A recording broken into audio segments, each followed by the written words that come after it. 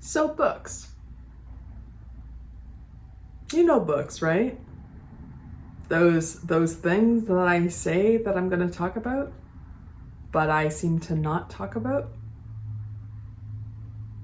I didn't talk about them this month anyway, for last month.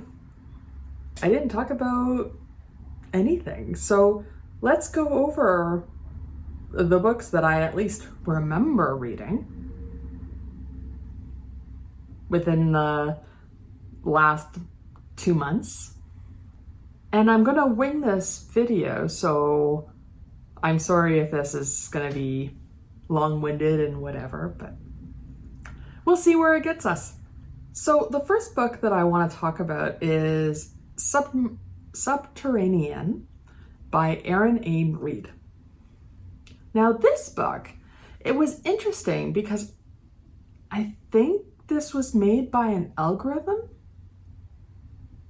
Not sure. Not necessarily AI, but I can't tell you that it's not AI.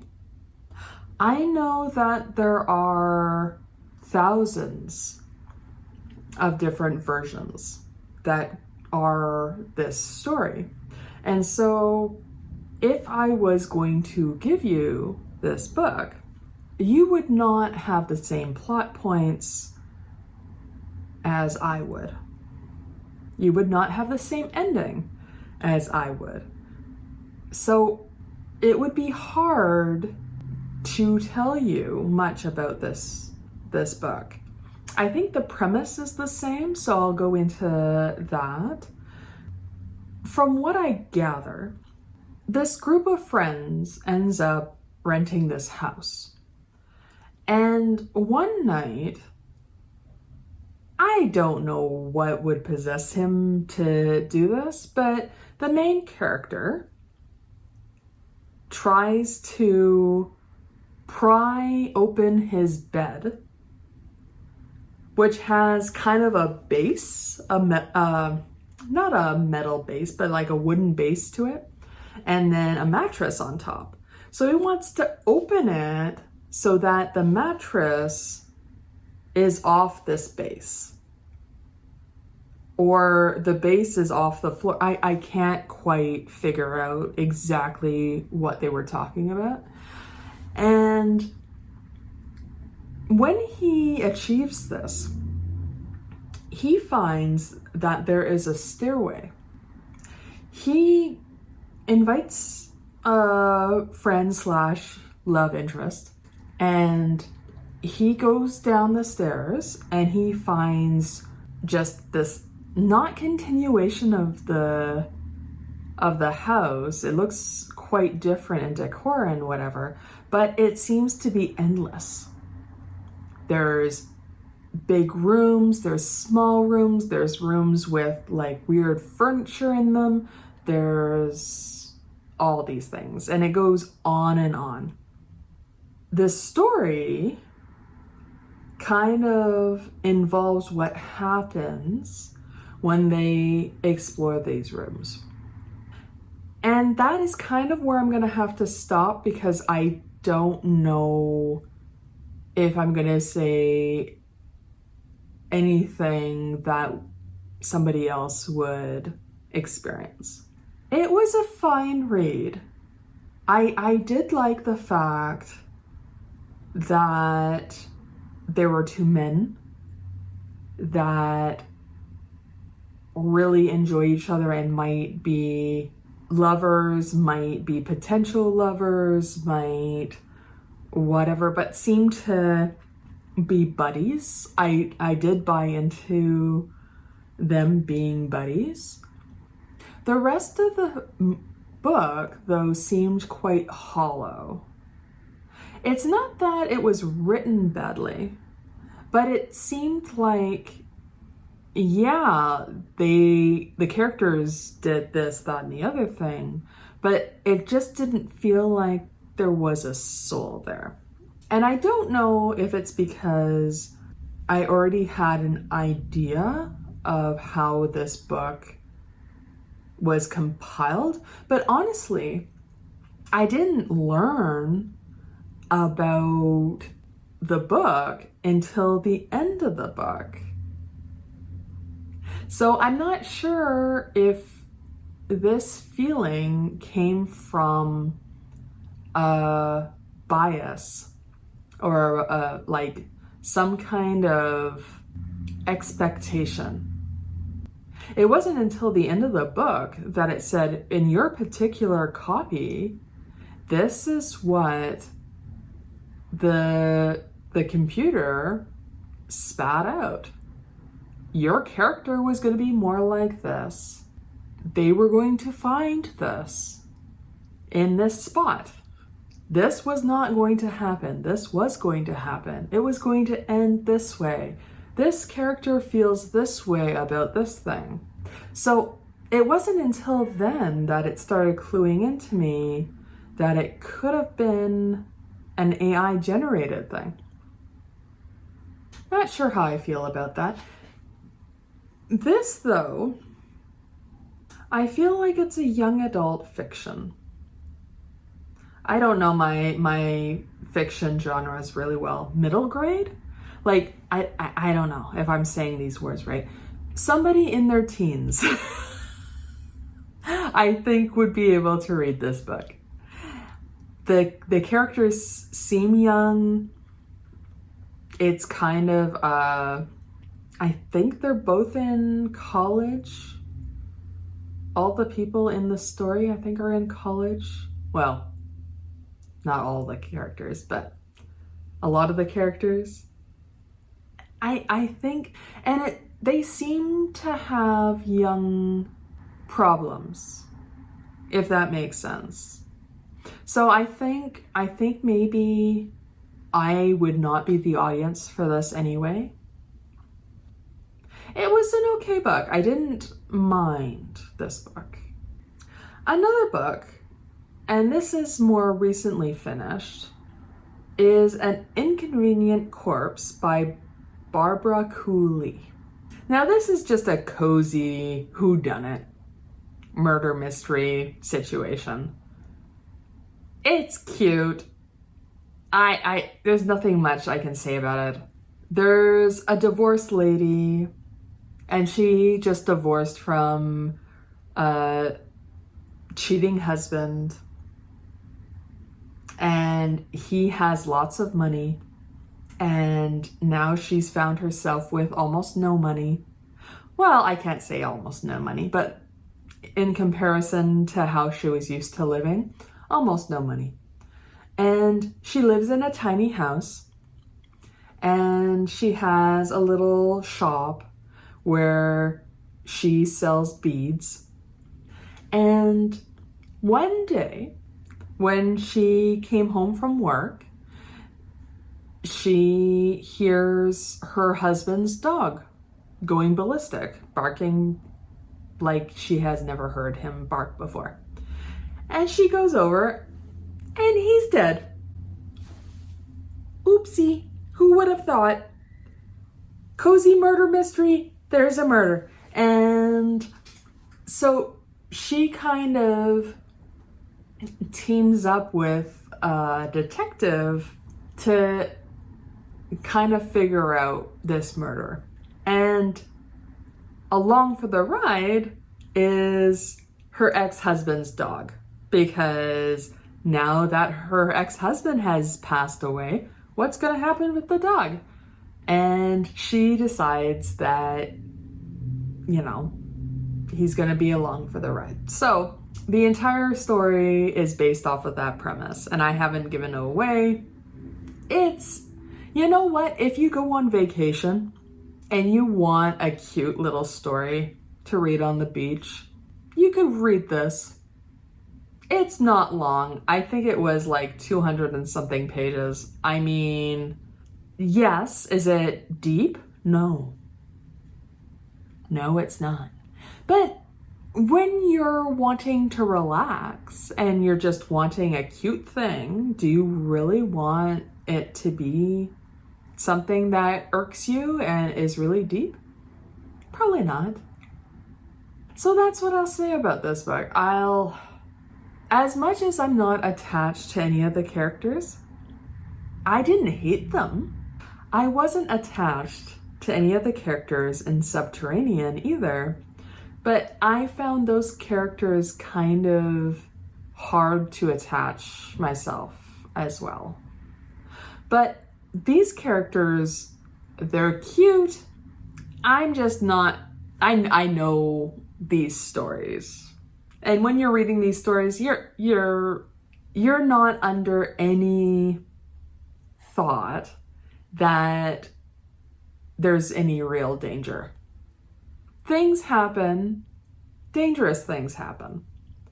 But you know that there's a series of these books. So you know certain characters are in the next book. So I'll go with that. But definitely I enjoyed this one more than the other one that I was talking about. An audiobook that I listened to last month, and last month I think was Black History Month. Good job, me. I decided that I wanted to make sure that something from my TBR matched what I wanted to do that month. And so I had an audiobook, The Hate You Give by Angie Thomas. This book felt like an observation to me, and it felt real. It's a very interesting book. Not my type of book at all. It was fine. For a younger audience, I can see this being a thing. The dynamics and the real sense of how things happen to this family felt kind of real to me. I think they did a good job with the dynamics between characters. And the book talks about racism and the different ways that racism can show itself. It talks about, oh, maybe I should tell you about the premise. Okay, so I don't know how old people are, but they're in high school, I believe. It's a preppy high school. And there's like an after school party or whatever. I shouldn't say it's after school. It was probably later in the night, but whatever. And so she's at this party and shots ring out with this party. And everybody's freaking out, and she finds a friend of hers and he says, "Get in the car, let's get out of here." They leave. They stop somewhere and are chit-chatting. Nothing funky is happening. And a cop stops and goes to the driver side window and he says, "What's the deal? Why are you stopped?"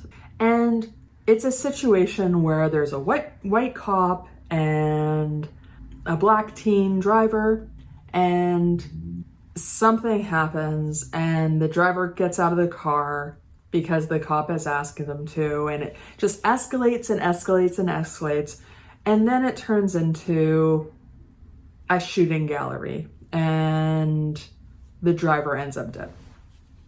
And the whole story kind of starts from that. That happens very early in the story, so I'm not ruining that for you. But that slingshots all the circumstances in the rest of the book. Because the main character who is in the car, she's fine. She knows what went down, how it went down, when it went down. And because she's a poor lady that lives in the projects, and I can't remember what city she's talking about, but because she lived there, she feels that she's not listened to. She feels that the person that she was with is depicted as somebody that has no value and no quality, and stories are made up to make what happened to him okay. And the book is very interesting that way. It's very interesting how all these things are discussed. I should say, talked about between characters. And again, the genre wasn't for me. I think it was for a younger audience. I do think that it's worthwhile to read for a younger audience. Yeah, I'll leave that there. I really enjoyed the audiobook. I really enjoyed the narrator. And I can't tell you how long the book is because I listened to the audio of it, but I can say it wasn't an epically long audio. So it might be something that you're able to get through in a weekend, in a long weekend type thing.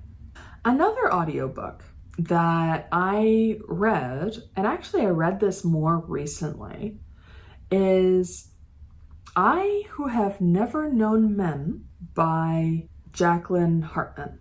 And I loved this book. I think I talked to everybody about this book when I was done reading this book. I'm like, this is amazing. It's a weird book in that you start the book with the character that doesn't know things, and you go on a journey of self-discovery of a lot of deep topics with this person. And it feels like they're asking questions that, even though we might know more about basic, the way society works and different seasons and whatever, we still have the same questions. But it's how the character decides to find these answers and what conclusions they come to based off of their limited experience and worldview. So this book is about this lady, and she doesn't have a name. I don't think she has a name. She's called the Child a lot. And for some reason, somehow, a bunch of women were rounded up and put in a cell. And they're, I don't want to say captors, but the jailers, the guards, are all men. Now, I don't remember women ever being taken out and abused or whatever. I think it's said that in the past they were, but for what we know, the guards never talk to the women. The women never talk to the guards. There's never any interaction at all. Every once in a while, if the women are trying to embrace each other, if there's any attempt on one's life or whatever, apparently they have a whip and there's implication that something's going to happen, but nothing, at least from what the audience knows reading this story, there's no implication. So day in and day out, it's pretty monotonous. It's pretty much, nothing eventful happens.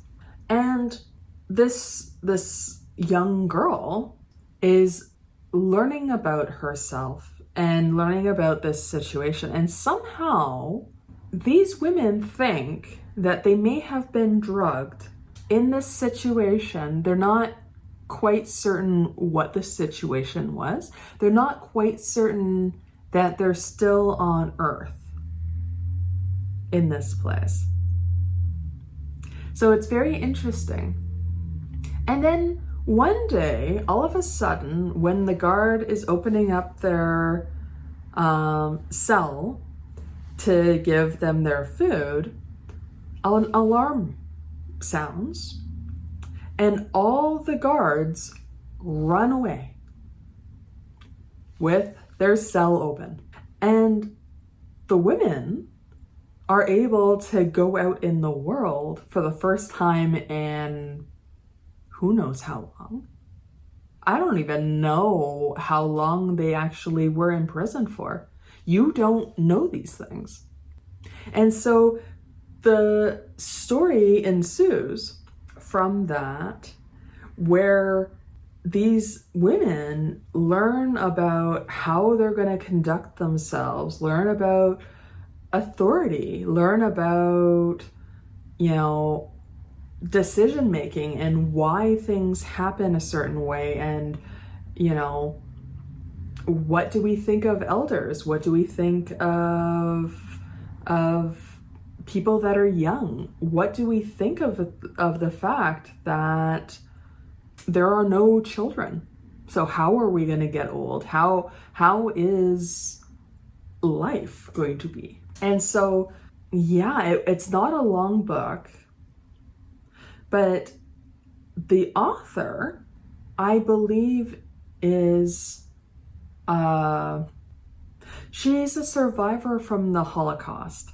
And I think she was in a concentration camp.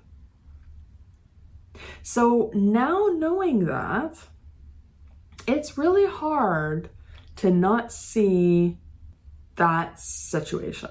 But there is so much more to this story. It's not a story, it's not a good for her story.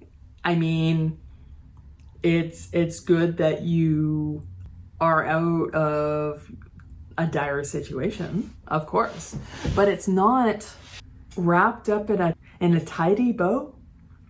It's not, I don't know what to call it. It's just read it. That's all I can say. Just read it. It was written well. I really enjoyed the people that were there. The main character has a detached quality that makes me think that she's neurodivergent in some way. I'm not sure if she's a romantic. She does not know about the romantic feelings that can happen between people.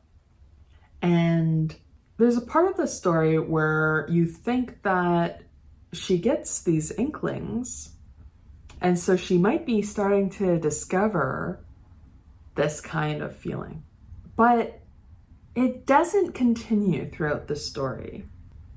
So I'll let you decide on that. But definitely worthwhile. One of the best books that I read this year for sure. I mean, I don't think it's the best book, but it's in the top 3 for sure that I have had. I have been really good at reading books that I haven't read before in my to be read pile and not rereading books that I have read. This book breaks that tangent. I read it every year. I love it. It's my comfort book and I cry every single time I read it, and I can't recommend it more. It's The Little Prince by Antoine de Saint-Exupéry? How do I pronounce the name? Somebody help me with that. But this is such a lovely book. I first read it in my teens, and I think I get different things from the story every time I read it. I've probably read it about 20 times by now or so.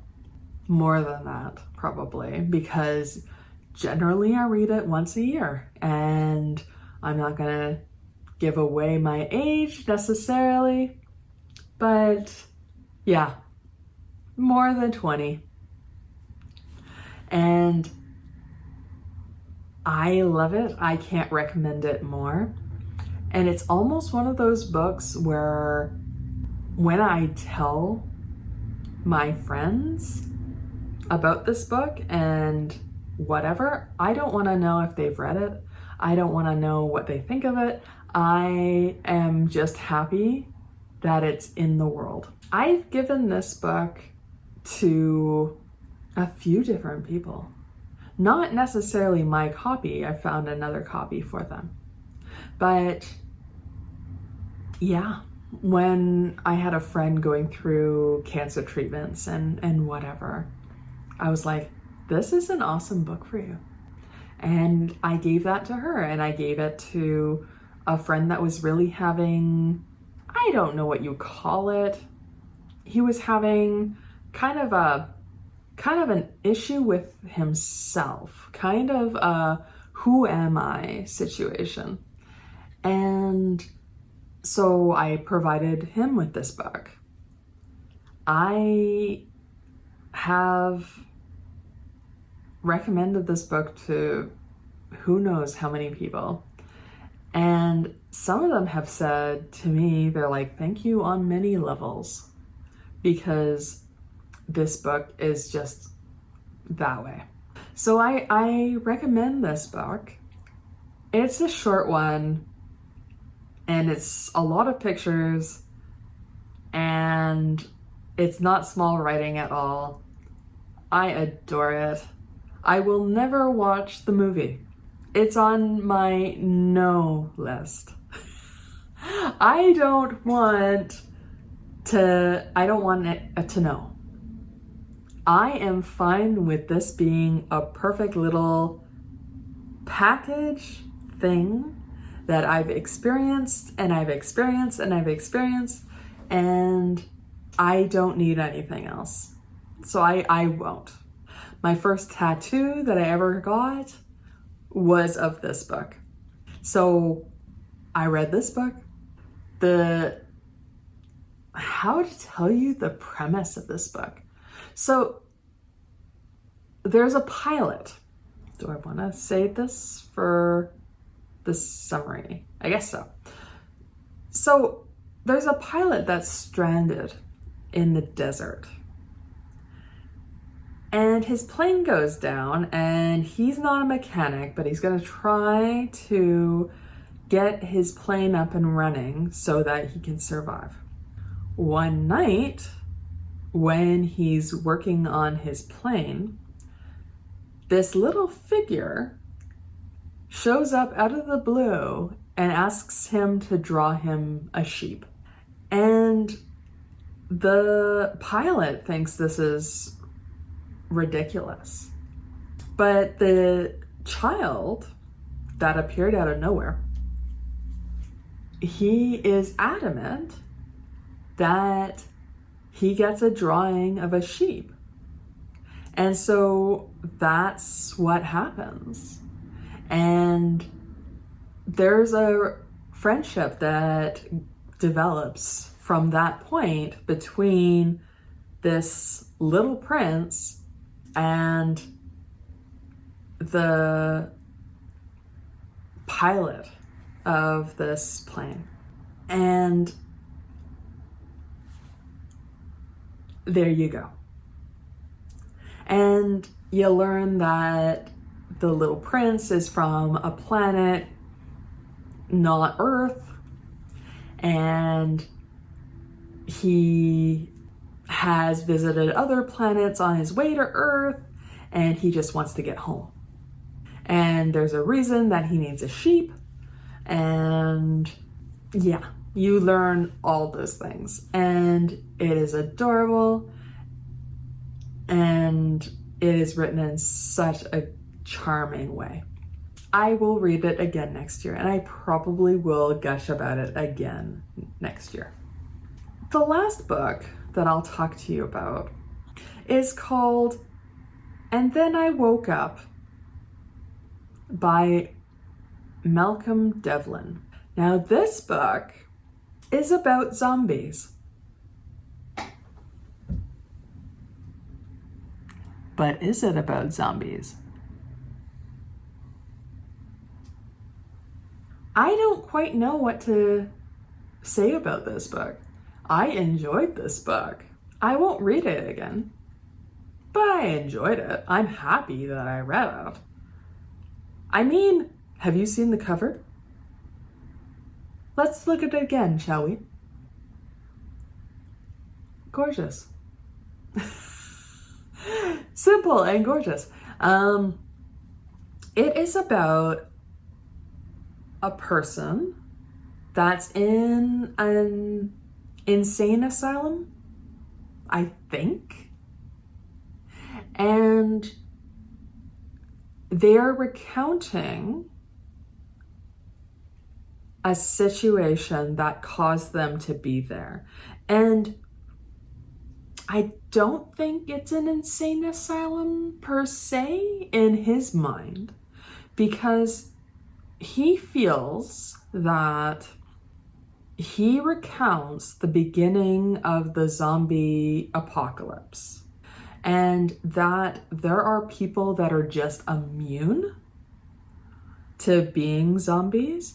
And he thinks that between the actual zombies, people that could turn into zombies, and people that are immune from the virus, there's a really interesting dynamic there. And there's a shunning of the people that are immune.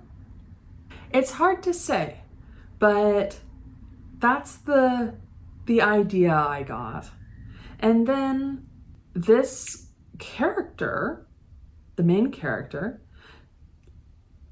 a few times in the story spins the scenario. So he'll talk about a scenario, and then he'll say, and then I say it like this.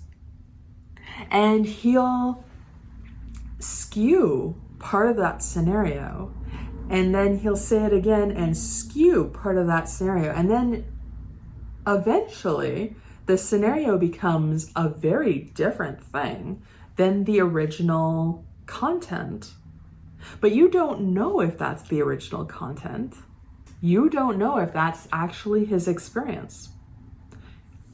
So that is why throughout the story, you actually don't know if this person's insane, if reality is just the way that he thinks it is, if something else is going on. But there are parallels that can be taken from this book, because the way that stories are told and manipulated and spun and whatever is very much reminding me of politics, and reminding me of people in politics and in news that spin things and transfer the ideas to make it more in their favor. And this was a fascinating book in that way. It's also fascinating in that there are characters that the main character convinces things of a certain nature by doing this, by manipulating the story that actually happened. So again, short book. I think all the books that I have talked about in this video, all of them are short. I don't think there's anyone that's over 300 pages. All of these are short. And yeah, I'm very confused about this book, but I think that this book is meant to be confusing. And now that I'm talking about it, makes me want to read it again, just to see if I can pick up things better. But at the same time, I'm kind of liking the fact that I've left this story and it's so bewildering to me. I like not having resolution in my stories. I like being left to my own devices about the answers to things. So if that's not your deal, if that's not something you enjoy, you will not like this book. Because I think this book has a lot of loose ends, has a lot of things that they haven't tied up on purpose. And I think there's a lot of questions about what the answer really is that they don't ever give you. So not only do you have to figure out these answers, but you also have to figure out the questions. Not something I would take on vacation. Although you can read it shallowly. But if you're wanting just something nice to take as it gets warmer and as you think of a vacation read and whatever, I wouldn't recommend this. So there you have it, folks. That's a few books that I have read in the last little while, and they were all on my to be read or books that I had. Actually, there's just one book that I have read before. So I think I'm doing pretty good. I can't recall now what the reading challenge is at, so I have to take a look and see. But I hope for next month, there's no book club next month. So hopefully I get more reading done for whatever, but this month wasn't a book club month either. So I will hopefully put another video up about the books I'm hoping to read.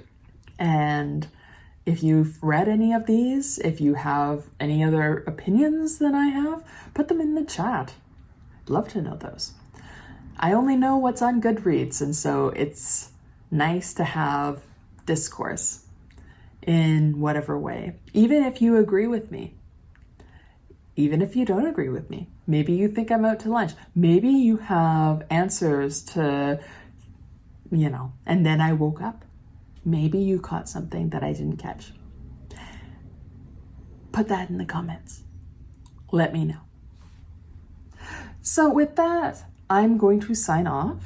I hope that whatever it is that you're doing and wherever you find yourself today, I hope you're having the best time. And I will talk to you later.